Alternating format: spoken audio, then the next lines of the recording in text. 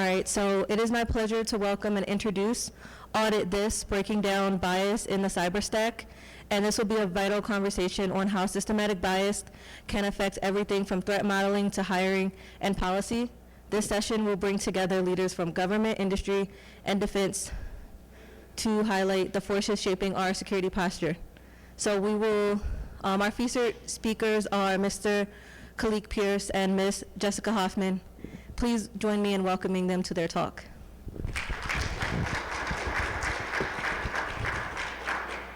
So this is actually the third year Kaleeque and I have tag team. The first year, I was just up here doing my thing. This man in back is like screaming stuff, and I was like, well, why don't you just come up here and talk with me? No, it was a great perspective because obviously we're two different people. We have different perceptions on things, different ways to approach, all that good stuff.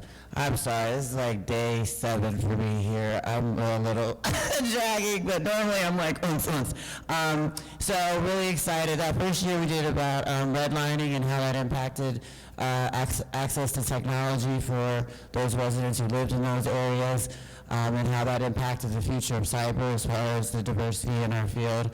Last year we did emotional intelligence, which was great too. Right. Had a really great audience, and you know, just hearing everybody's personal experiences was really great. I feel like we really had some intimate conversations.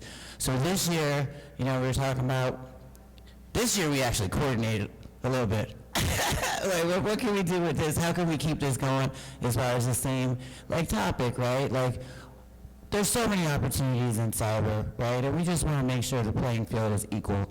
And, you know, equality is something that will benefit all of us and our family, and we all have so much to offer. So this talk, the purpose for this talk is that we want to explore how identity perception influence cybersecurity interactions. So it is going to be interactive. So hopefully also intent to wake everybody up, including me. A little bit about myself. I'm in Philly. I'm in a leadership role. I've been to DEF CON here quite a few years now. I'm really excited, and really appreciate you guys being here. And again, this is definitely conversational, so this is a safe space, no judgy, right? A little bit. Right? We'll wait till you leave to talk about you. I'm just playing. You can talk about us too. Did you want to say anything? Yeah, so Kaleeque Pierce, I'm currently in financial services and have been for several years in a leadership position. From an IT standpoint, I've probably been in the industry for about 28 years if you count my military exposure. And along the way picked up an affinity for cybersecurity, but on the soft skill side of things. So social engineering, threat engineering, and really even physical security are more my focus as it relates to cybersecurity. But even with that being the case, a lot of the skills, especially on the soft side, are actually horizontals, right? They span across all of the focus areas within cybersecurity, and that's a part of why these talks we've been doing have been, I would think, pretty influential, because a lot of times those things get overlooked. And so that's a part of what we hope to be able to uncover today as well, to get some conversation going, to make sure people are starting to talk about those types of things, not only here, but once you go back to your organizations as well, right, so that we can begin to affect change across the world. I know that sounds really, really Mickey Mouse's, but you know, I think that all it takes is one person, right? And if we look at it from a degree of separation, that one person can impact 50, and then the next 50, another 50 each. Slowly but surely, we can make a big change in things. Awesome.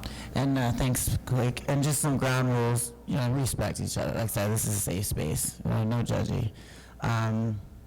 So, how about this? You talk to us about what are some personas. It doesn't have to be you personally, unless you want to, you know, put yours out there, but you know, the part of this workshop is we're going to get into groups and we're going to have some questions. We want you to think like, you know, this individual that we're describing here. So I have a couple examples, a young Nigerian, African GRC analyst. You can even put it in there, you think about height, you know, hair. I mean, really, like, there's more to these biases than just gender and culture and race. I mean, normally it's race, right? I know you guys were here in Blacks in Cybersecurity. I've had several people ask me already this week, well, why is there Blacks in cyber? You know, are we all together? You know, yes, I'd love that we didn't need to have a Blacks in cyber or the Latinx village here, right? I mean, it's going back to just that equity, right, across the board. And it's not that, you know, we all have the same opportunity, but we all have the same opportunity and have the same skill set, and well, not the same skill set, but have the same opportunities when you get to up to bat, right? Everybody's equal. So, needless to say, let's make it fun, okay? So you want to split into groups first? Well, I want to hear. Let's hear. Does anybody have any examples? What do you think? So, so archetypes, personality types, any type of, I don't know, image you have in your head when you think of somebody that would be involved in cybersecurity, right? What do you think of when you think of a systems admin or a pen tester or whatever? What comes to mind? Think of that coworker that you're like, ugh. Right now? Okay. I'm gonna add a little bit to that. What do they do? White male, glasses, kind of nerdy looking.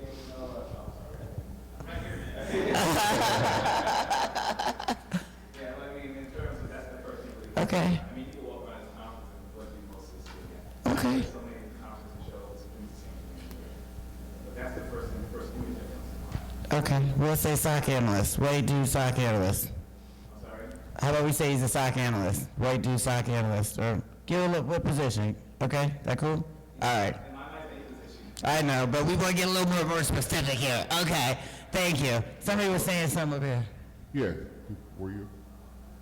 Yes. So I wasn't necessarily going to say like SOC analyst or anything like that, but like I got this thing around that time, walk through the airport, and I can literally like point out like, okay, he's the one was, he's an actor, he's an actor.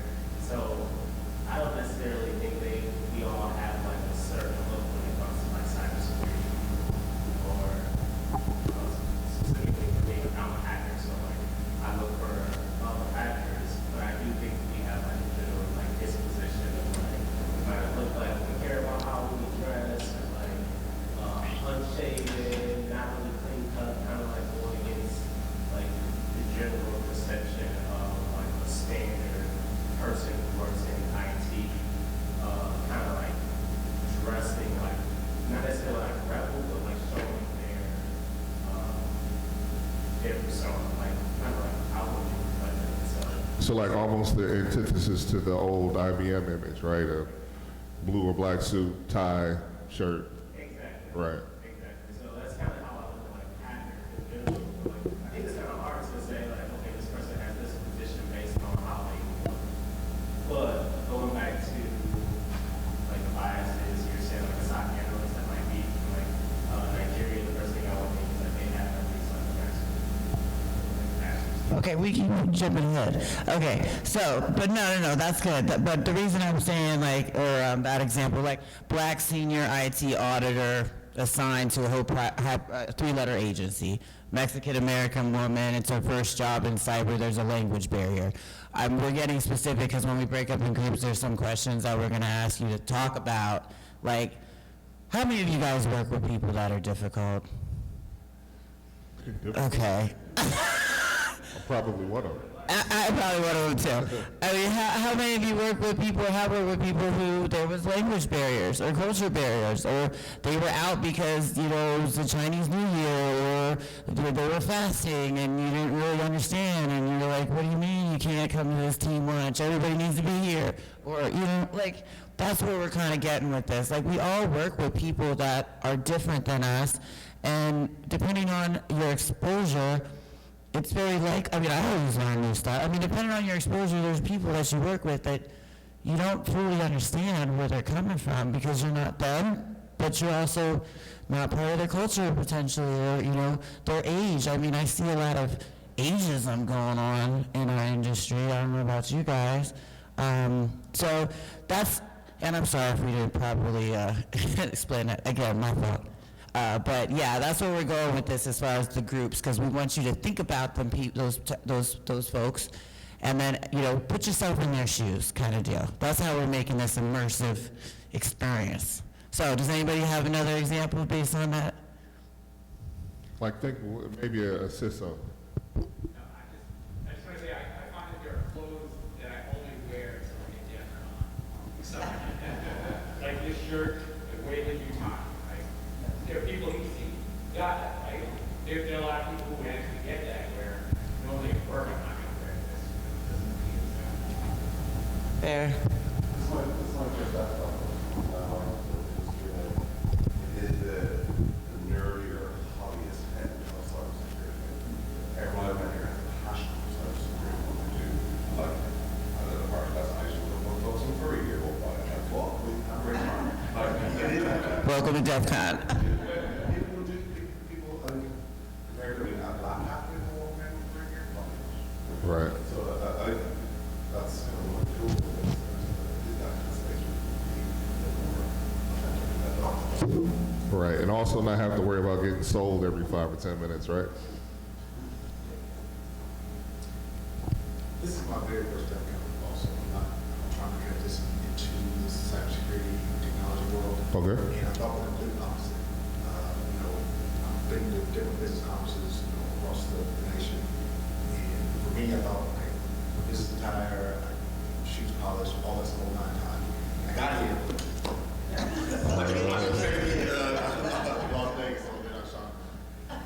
When I got here, I saw it was more dressed down, kind of like, I'm just here to learn. And I can respect that, and I think a lot of us need that. We have to dress up to go and learn, because how much we are as such. So it's very exciting experience to see like what my mentality about is going to be and what my actuality is. Right, and that's the largest part of this talk, right, is not necessarily to poke holes in some of the preconceived notions that we might have, but to help you examine them, right? Where did they come from? Why do you have them? Do you need to change them, right? How does it impact or affect your behavior? How does it impact the way that not only that you interact with other people, but the decisions you make about the job you're actually doing, right? That's a part of what we're trying to uncover today and help everybody get some exposure to. Do I look like I'm from DEF CON? Now I do. This isn't how I don't, well, I do, no, never mind. I do know how I is. All right, so now let's go ahead and break. Let's get excited. Should we do like old school kids? 1, 3, 4, Just take the 1.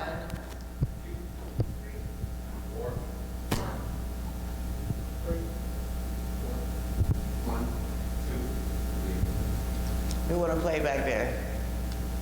Sydney's 4. All right, group 1 over here, group 2 over here, group 3 down there, group 4 over there. This is fun. Oh, this is school. We are at school in this village.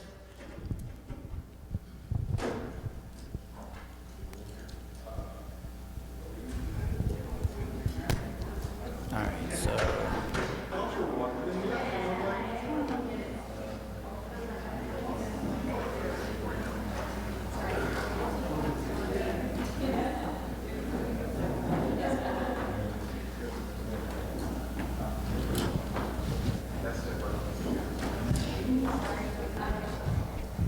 All right, how about you take 5 minutes?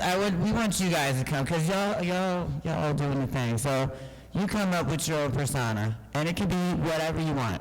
But try to give a little detail, because the exercise is we're going to talk about an incident and situation and how you're working with that person and understanding who they are so you can better have the outcomes that you need, right? Right, think about it, right? These are actual people that you're coming up with ideas about. So we're not talking about a persona for a CRM or something like that. We're talking about a persona that represents someone that you would expect to see or that you would normally see in cybersecurity throughout your endeavors. Sure, that might be more beneficial. Everybody raise their hand about the difficult employee. All right, cool. Go ahead.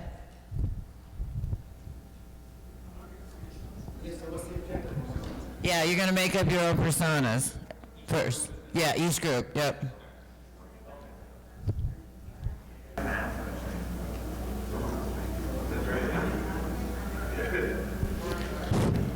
Is this thing on? Okay, exciting times! We want to hear from you. How about we start with group number 1? Who are you?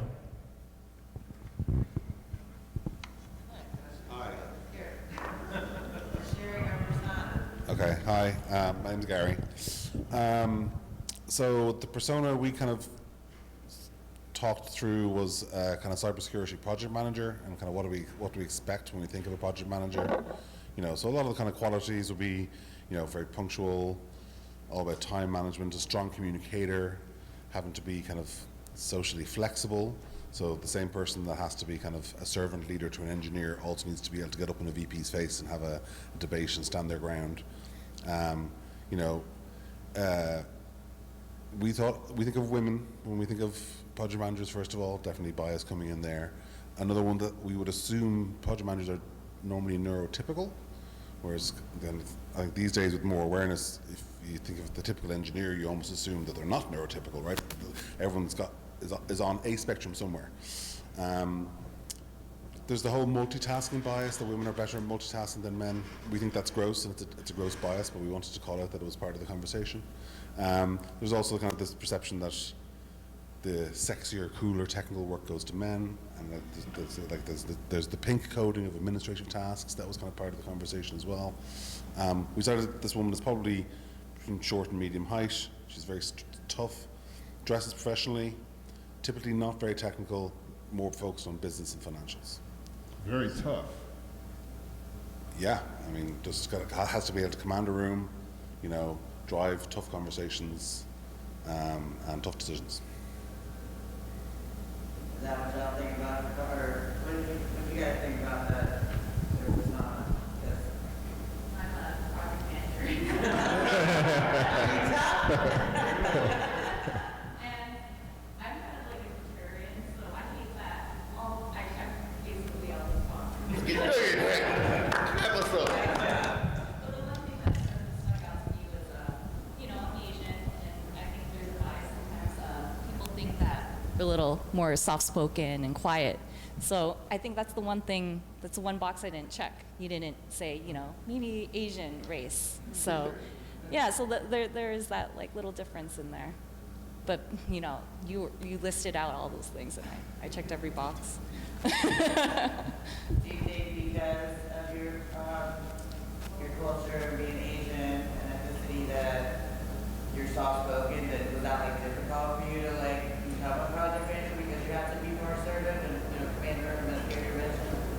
Well, I'm not soft-spoken, and I grew up in a city, so I've always kind of been able to more easily speak my mind. But I know when I walk in a room, if you don't know me and you're just looking at me, your first thought might not be that, oh, this person will just, talk and speak their mind. So. That's a good one. Awesome. Thank you. Why don't you guys go next? Because you have your microphone.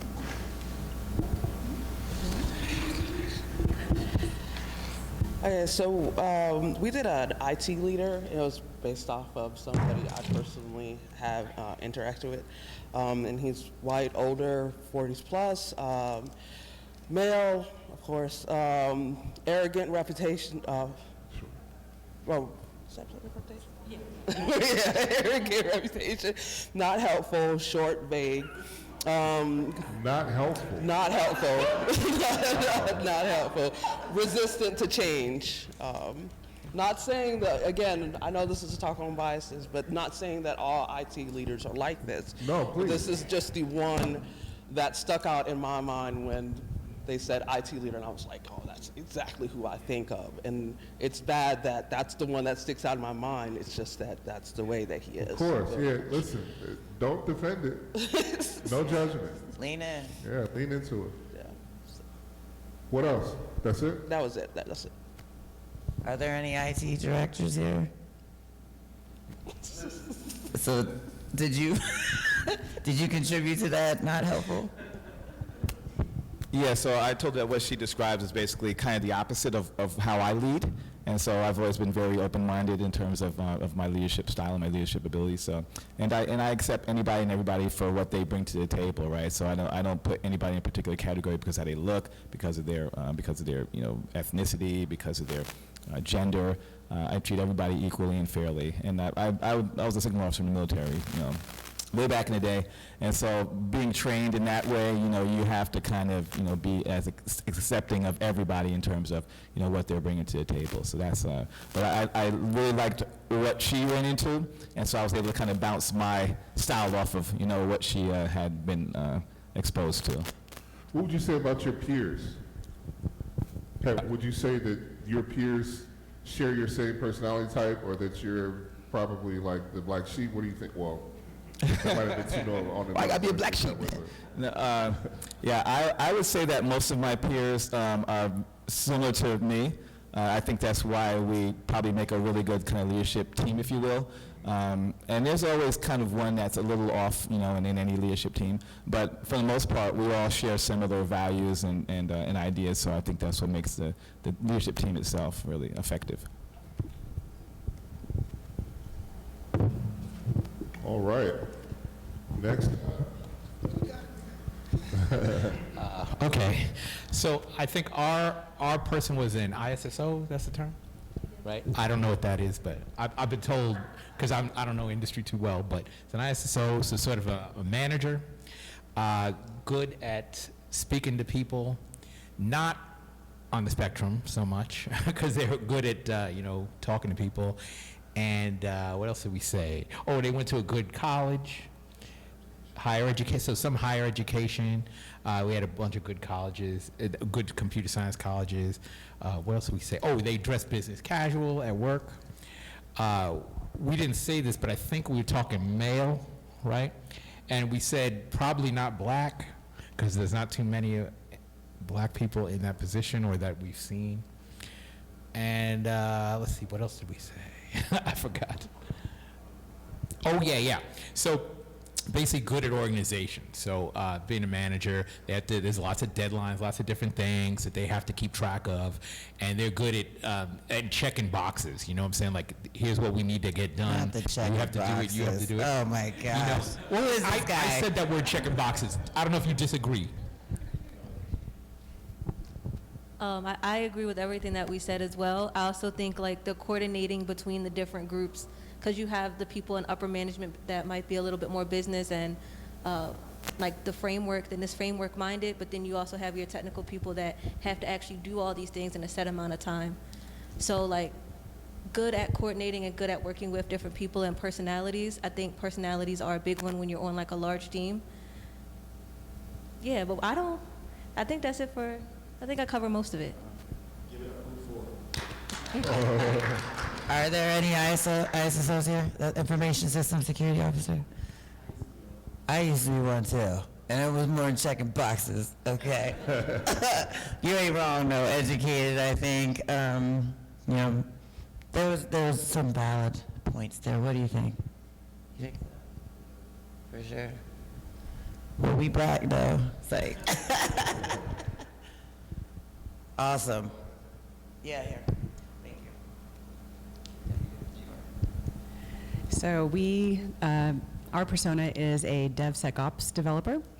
The person is a woman, emigrated on an H-1B visa from India, a little bit of an introvert, lives and dies by the DevOps board, and really, having to, really work to interface with not her, peer developers who are based both here in the U.S. and also overseas. It's a kind of multinational built team, and also interfacing with, cybersecurity, for the, various code reviews, coding standards, updates. So that's our persona. Motivations, I guess we're kind of talking about motivations for somebody who might not be from the U.S. is staying employed, making sure that their job performance is top, because that's pretty much going to determine if they get to stay in the U.S. or not. So that would probably be a big motivation to how well they perform in their job. Or at least how much energy they put forward, right? Question about that, just out of curiosity. Is she married? We did not discuss that, All but right. I've met her. Right, okay. Before you say whether or not she is, let me ask this. Do you think whether or not she's married would influence the way that other people in the environment treat her while she's working?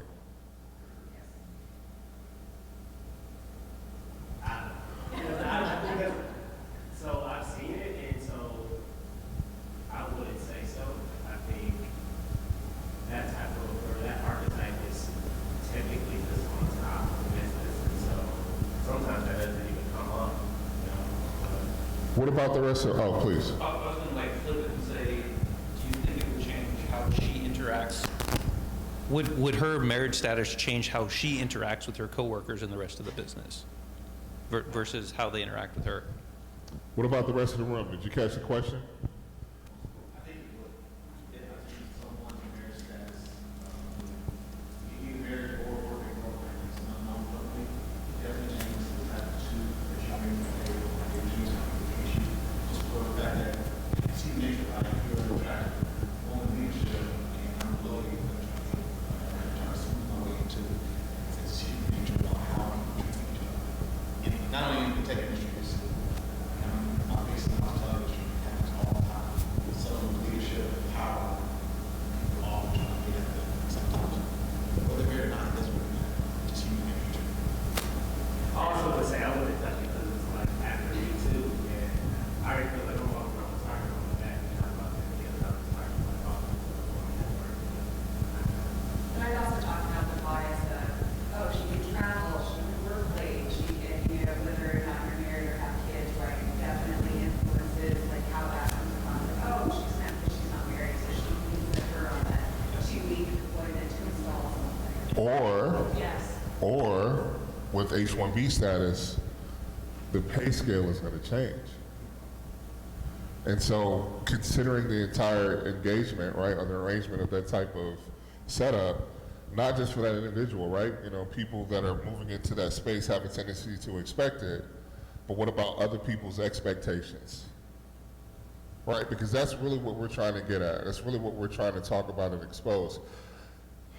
As a black man, prior service, certain complexion as well, in a certain age group, a certain generation group, you have already accepted the fact that there are certain biases that you're going to have to come up against, right? But what about everybody else? Right, so then, and I don't remember your name, sir.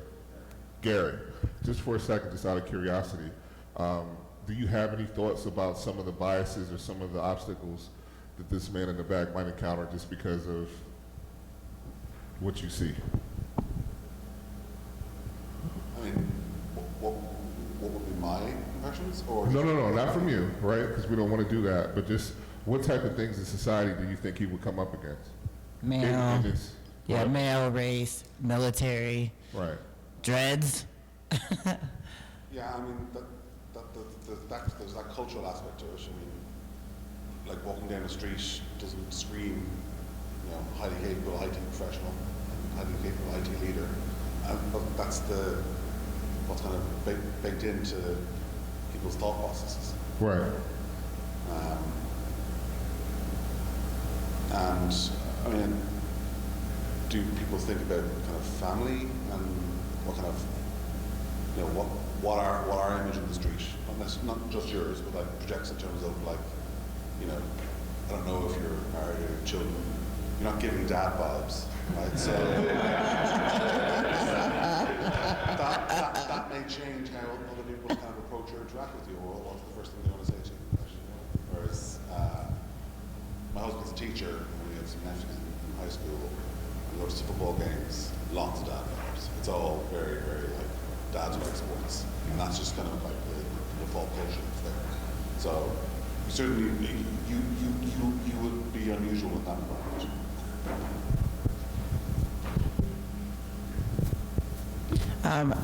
I really like that you guys added the HPV status stuff, because I'm dealing with an employee and I never had to do that before.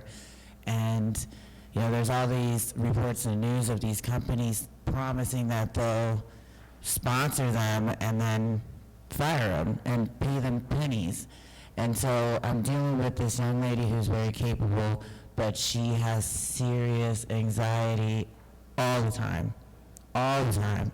And I've tried so hard, you know, but I can't save every, you know what I mean? Like, I'm trying, and it's to the point where it's like, I think you need to explore other opportunities. I love the city, I wanted to say, I'm like, but you're not getting what you need here. But it's just like I didn't really feel it, you know, until I started really talking to her, going back to emotional intelligence and situational awareness and self-awareness of herself and even me, because I'm just like, shh, you know, get the stuff done, let's go, you know, whatever, supportive, you know. I'm not a jerk IC leader, I promise. What'd you say? Don't listen, don't know anything. What'd you say? I'm gonna hurt you, Steph. It's fine. Not helpful, thank you. Not helpful. But that makes such a big difference in how I speak to her, how I task her, how sometimes I'm just like, just go home, you know, because she's just a mess. And it's like heartbreaking, you know? But if you don't care, you don't understand, you don't talk to them, you don't, like, you want to know that, right? And that could even make it even worse. And, you know, let's just be honest, people do things to themselves and others, you know, that maybe could have been prevented if you gave them that time. There's also the idea of code switching. So is everybody in the room familiar with that term? Yes? So a lot of times when code switching is discussed, it's discussed in the sense of, hey, listen, I have a personal lifestyle that I prefer to keep private, and that lifestyle may or may not be detrimental to the role that I have or the environment that I have that role in, and so I am now going to project different personality traits in an attempt to not only be successful, but be admitted and accepted within that environment. So with that in mind, not just the things or the assumptions that people make about you because of your ethnicity, what are some of the things that the people in this room have encountered where they've had to switch or maybe shift somewhat in order to fit in the environment? And keep in mind, we're talking about all types of things across the spectrum, right? Without getting into too much detail, but take like sexuality. Sexuality, once upon a time, was a very, very touchy subject, and it really impacted the way people dealt with you or didn't deal with you in private. Well, now it's becoming more of a public conversation. And because of that, a lot of the impacts of it have changed as well. Height.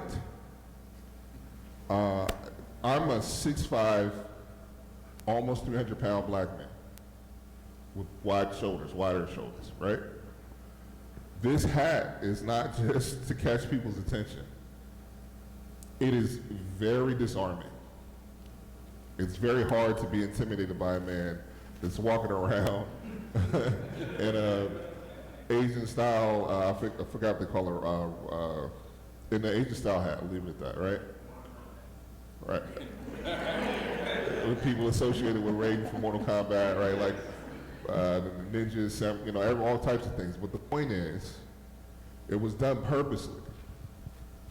Because in this environment, this is my opportunity to engage people who under normal circumstances, not only would I not see, but who wouldn't talk to me.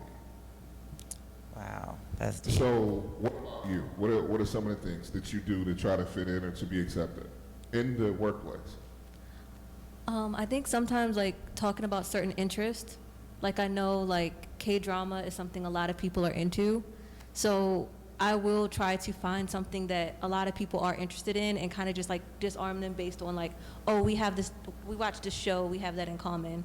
Or, like, reading, some of it is genuine, like, I am genuinely into those things, but some of it is, like, I'm picking this thing because I know we likely do have that in common. Another one is like sports as well. Like, I love the Ravens, but I also like be like, oh, let me talk about like baseball with this person. The Eagles. Yeah, I was about to say, everybody can't have good taste, but. But yeah, like those are two things I do, in addition to like sometimes making a joke with them as well if I can.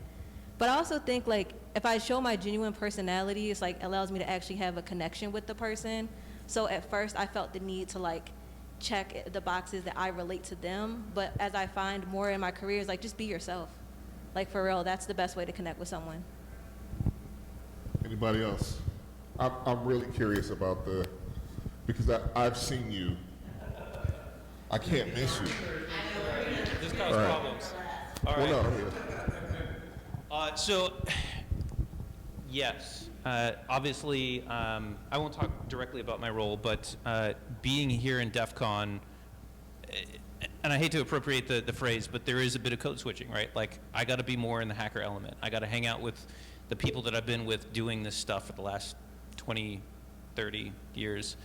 But when I'm back doing my day job, like if I'm talking to politicians, if I'm talking to C-suite, I got to change the tone a little bit, right? I got to change the terminology, the way I'm talking to them. But this, even especially here, allows me to still be me. Like this is me, right? I'm not going to show up in a jeans and a t-shirt to DEF CON. That would be me faking me here at DEF CON to try to blend in with the hackers. This is me, the true authentic me. So I think there's, and Lorenzo knows, he's seen me in other venues. I look the same everywhere. I got the fedora, same to you, right? Like it's a brand. It helps to maybe put yourself out there. It helps to maybe act as a conversation starter, right? How do we connect with each other as people? And some of these things help. What were we going to add? So I was going to do a little funny about the height thing that you brought up. So the CISO that I most recently just worked with would get on his tiptoes in photos, and it like killed me, like every time, and we'd all be looking, we're like, what is he doing? But like he was a little shorter of stature, and I was definitely taller than him, but like it was, he, to stand out for himself, would get on his tiptoes, which I found just like so fascinating. But bringing it, I'll talk a little bit about myself. So I have a very senior role at a Fortune 500 company. I'm purposely just kind of dressed down because, this is my usual everyday, right? So I'm just going to show up as myself. But what I'll say from the code switching perspective, I made very concerted effort throughout my career to dress exactly like you dress, right? Which is like, I always had the perfect pencil skirt on with the silk blouse, with the proper heels, and even rejected joining things like, the Harambe network or the black networks at my companies, because I was just trying to be the most outstanding IT professional that I could be. And I didn't want to be known as black. I didn't want to be known as a female. I just wanted to be the most outstanding IT professional. And so I very purposely focused very much on that.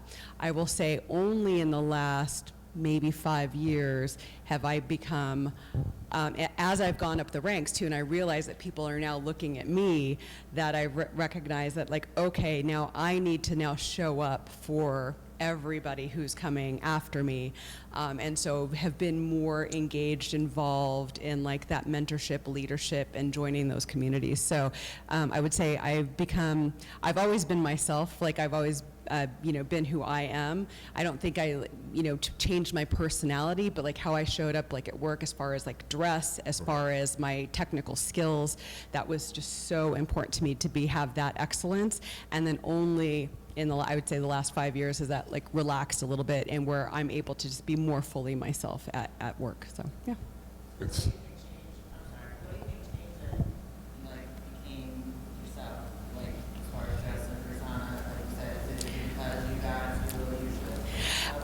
I think so. I think, I reached a point where I was leading, a team of 200 people globally, and I think COVID changed it a little bit too, right? Because it's like now I'm at work and I'm like, I'm not putting on a pencil skirt and a silk shirt to sit in my, in my little home office, right, and be on Zoom or Teams all day, right? And so I felt like that definitely brought a little bit more of a casualness to it, and then having to plan virtual happy hours and all these kind of things, right, to make sure that your team is still operating. So I think showing up for them a little bit more authentically, and then yeah, look, I got to the rank that I wanted to be, and so after that it's like, okay, well, who am I impressing anymore, right? I mean, still, of course, when I show up to the C-suite, right, you put on the airs of the C-suite, but other than that, for me, it was really more around showing up for my team and being available to them and helping really drive joint priorities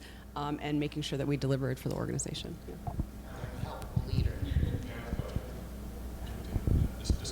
Just out of curiosity, I understand that transition, going through that transition myself, getting to a higher rank, and that's now what? What are you doing for the people below you? What do you advise them to get to where you got? Do you tell them what you did and advise against it or for it? Yeah, so I do have a couple of pieces of key advice that I can give people. So one is don't forget to have a personal life.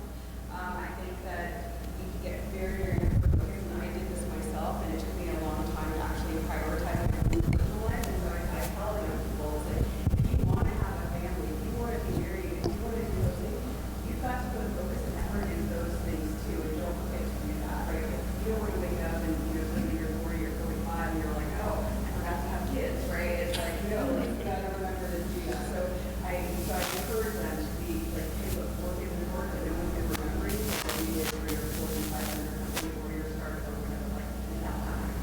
So remember to have a life. That's one of the things I say.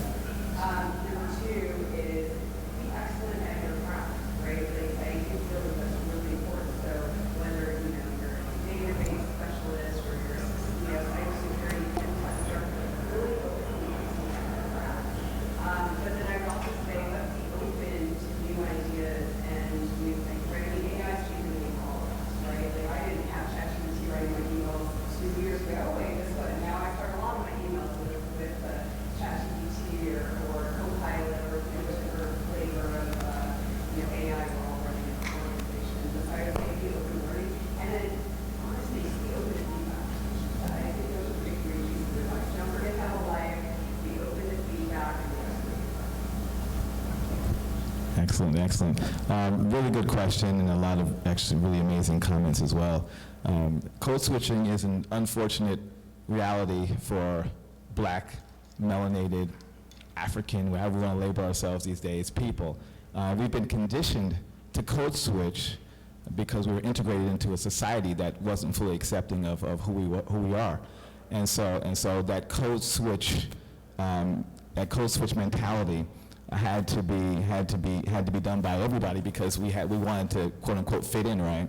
And I learned years ago, like many years ago, that no matter how I look, I worked on Wall Street, JP Morgan for a while, so and I would go there with my little 3-piece suit on, my little briefcase, the whole 9 yards, and I realized that no matter how I looked, they were still going to perceive me the same exact way.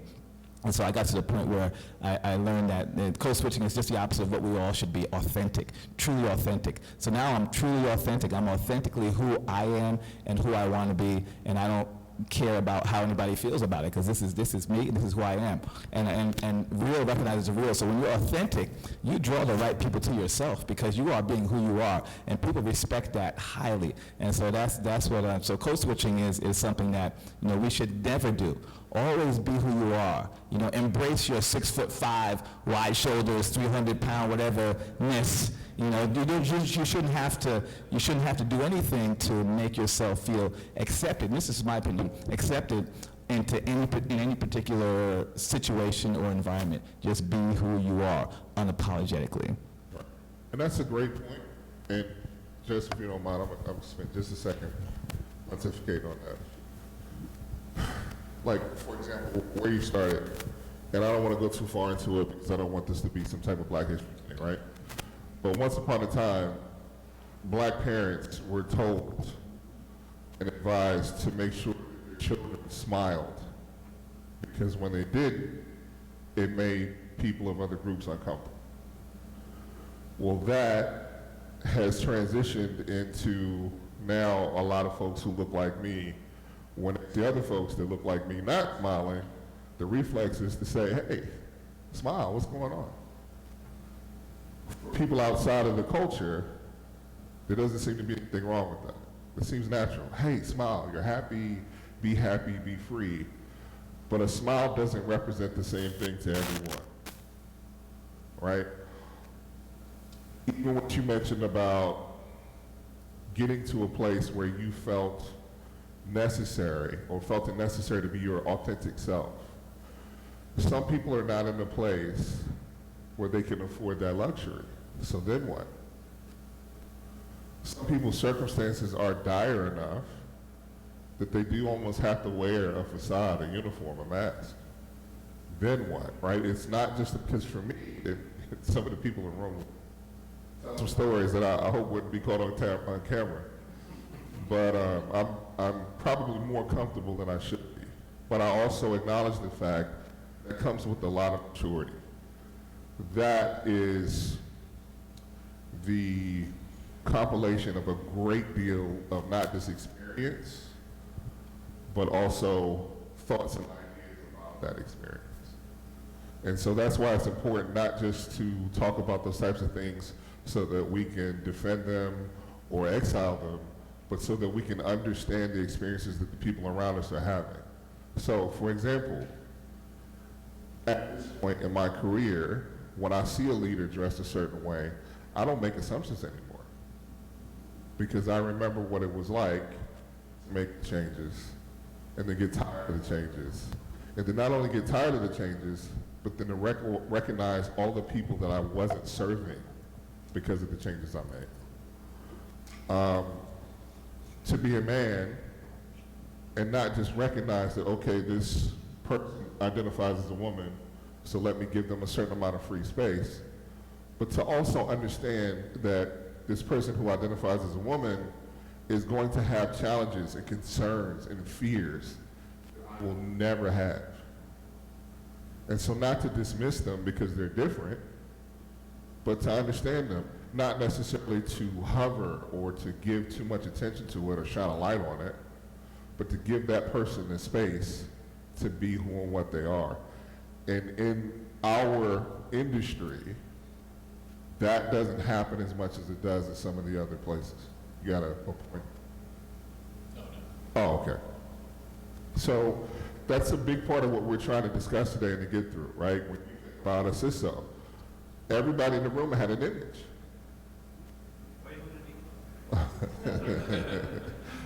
You think about, you know, like I'm from an older generation, and so hackers were pointed out, like, for example, Matthew Broderick in War Games. I don't know if anybody's familiar with that movie, but same kind of thing, old beat up jeans, old t-shirt, spent most of his time in the basement of his parents' house, you know, no social skills. But we know for a fact that that doesn't represent technologists today. But that was the image that was almost shoved down our throats. The same way that blacks had certain images that were projected out into the world. Asians, not just Asians as a whole, different groups of Asians had different images shoved out into the world. We have to be mindful, or we should be mindful, right?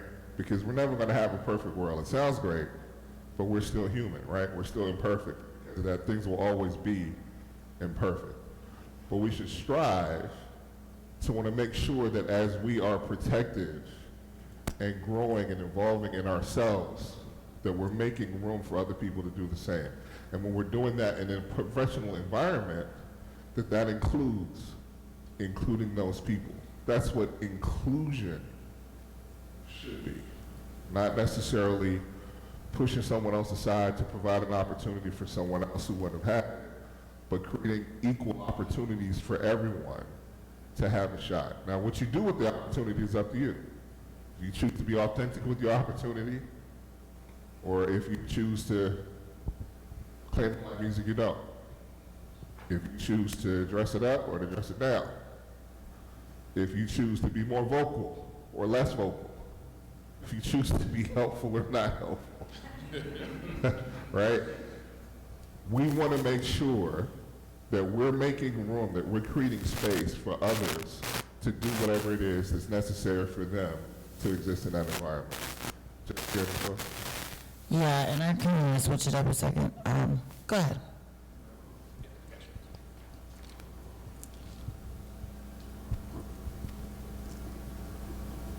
All right, what's going on, everybody? I'm Dr. Jermaine Mungo. I am a CISO, right? So I'm gonna add on to what you mentioned. Out in the real world, people look at me as like I'm a regular person, but when I say I'm a CISO, eyes open up. I don't dress like one. Of course, outside of work, I dress down, stuff like that and everything. But in office, I put that on, right? But the code switching thing as well, you know, in the office, I talk that talk, all that good stuff.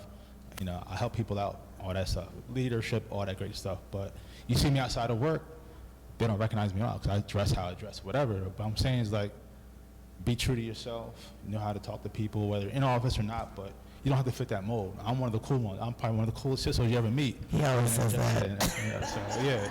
But, be true to yourself. Don't, worry about, that de facto looking a certain way. But when you get the work done, people are going to love you no matter what and everything. So I've been in my role about 2 years now. Prior work, Lockheed Martin, Department of Defense, all that good stuff. So I've seen that stuff from ISSO, ISSM, director, executive director, CISO, and all that good stuff. But as long as you be true, authentic to yourself, be good to go. Because like I said, I could be at the corner store with my boys hanging out. I look totally different. And they say, you're CISO? People don't know, but go to work, talk to people. Oh, you're CISO? Oh, wow. Eyes open up, man. I see who I am. But you want to give me the time of day because of how I look, But that's all I want to add and everything, so, all right? Thanks, Jermaine. And we were talking over there about the CISO role, so I'm a deputy CISO, and I get that all the time. Because I do actually dress like this, I wear whatever I will wear.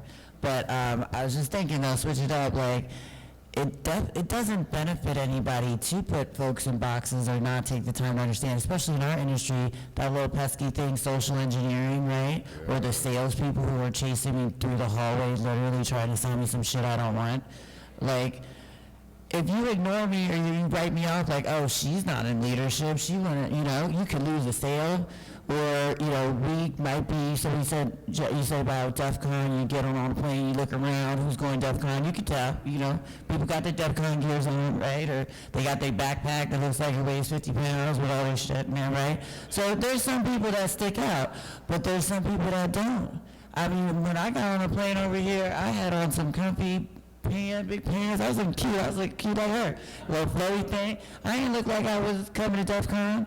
But I could have been a pen tester taking all your shit right there in the airport, evil twin or something. So it doesn't benefit us. Personally, professionally, and how we interact with folks, yes. But it doesn't benefit us when we're trying to progress in our career either, right? And there are people out there that purposely put on the UPS. We know. So it doesn't benefit us to not think about other people's with our empathy, sympathy, emotional intelligence, understanding that we're different, but we're the same, right? I mean, it's easier said than done. And I just want to say to you, yesterday I did a panel impromptu with 2 amazing women, and all of us were talking about imposter syndrome, and I'm dead ass, like, I've had imposter syndrome like 4 times this week. This week, so it's like, that's like life, it's life.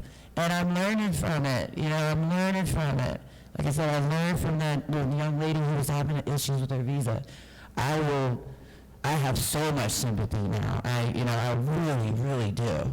And this young man right here, Richard, I'm saving you the last. You think you were going to get away, but I saw him Thursday, and I told him, my buddy wears a 3-piece suit all the time in Philly.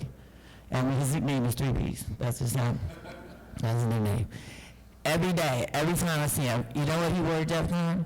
Jeans and a polo. I was like, bro. So when I saw you on Thursday, I texted him. I was like, there's a dude here with a 3-piece. He got a fedora and everything. He might look better than you. And he was like, I saw him too. And so it was like, we could have wore it here. Why not?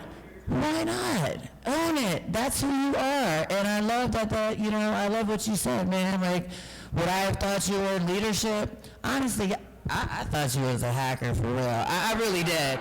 I thought you was stealing all the things. Exactly. But no, I really appreciate when I saw you, because I was like, that I felt like it meant something that you knew. Nobody else is gonna be here like that. Which I was like, nobody. And you're confident in being yourself, and I just thought that was beautiful. And so coming here, I feel I have no judgy. I don't have judgy, period. Like the furries you were running around, whatever, dude. Like, do you, man, do you. And that is what makes this place magical. Because you can just be who you are. You can have your suit on, you can have your polos on, you can have your pajamas on, and we got them too. We got the cat lady over here. I mean, like, yo. be who you are. And I think that this might be a safe place for some people, and this might be one of the only opportunities they can have that safe space too. Right, yeah. So we've got to protect that, and that's part of, this talk. We like to come together and bring it down a little bit as far as technical, like real world stuff. Professionally, sure, with our cyber careers, interaction with our colleagues and our clients and customers and leadership, but also personal. This is not an on and off switch. This is who we are all the time.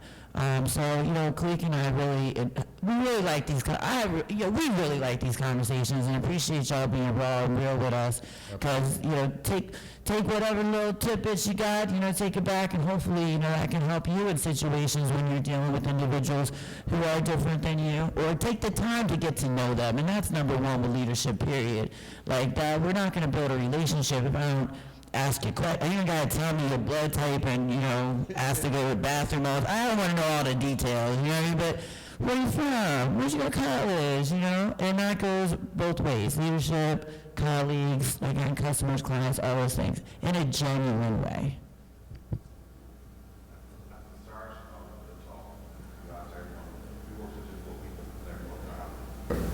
It's important to remember that the pendulum will always swing both ways. You can be on top today and on the bottom tomorrow, right? Sunshine could shine today, it could hailstorm tomorrow, right? But we're still human, like Jess is getting to, right? We're still human beings, and it is, she's right. We love being able to talk to this aspect of it because it gets overlooked so much. We are people. Yes, we work in technology and live in technology and sleep around technology and everything else, but we're still people. And it's important to remember that, not just for our own benefit, but for the benefit of everybody we come into contact with, yeah? Thank you so much, everyone, for coming out today. Really appreciate you being involved and participating. Thank you. Yes, ma'am. Would it be welcome if I shared a job opportunity? Go for it. Look at you, you're legit, She don't look like a hiring manager. I am. I'm in recruiting and retention at ISC. We're the founder of the IoT Village. And I loved your advice about having a personal life.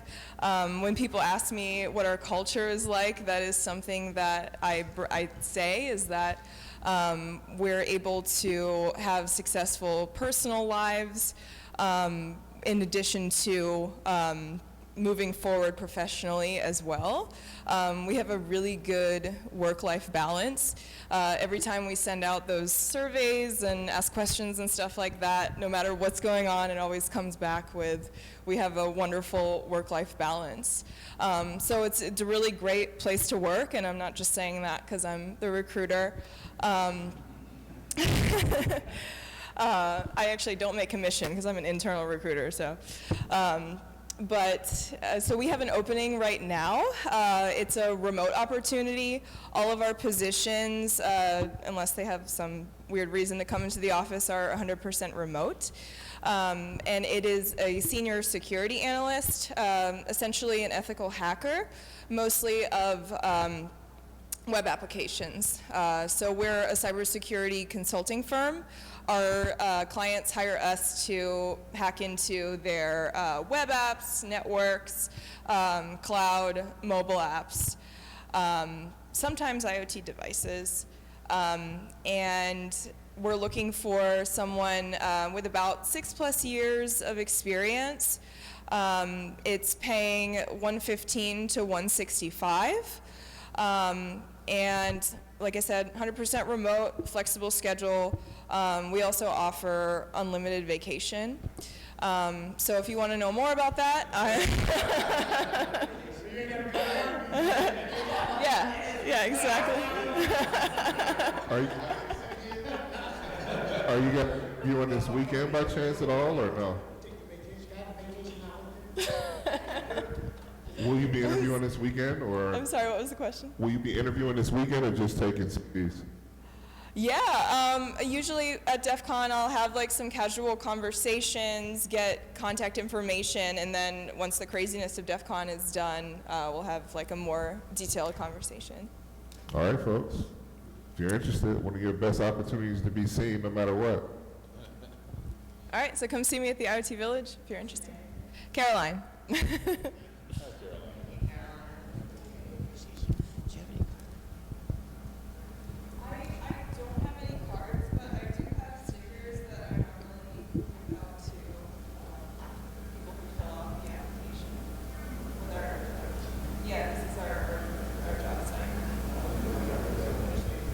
Sweet.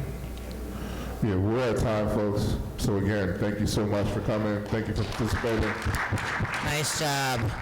Go forth, prosper, party on. Happy con.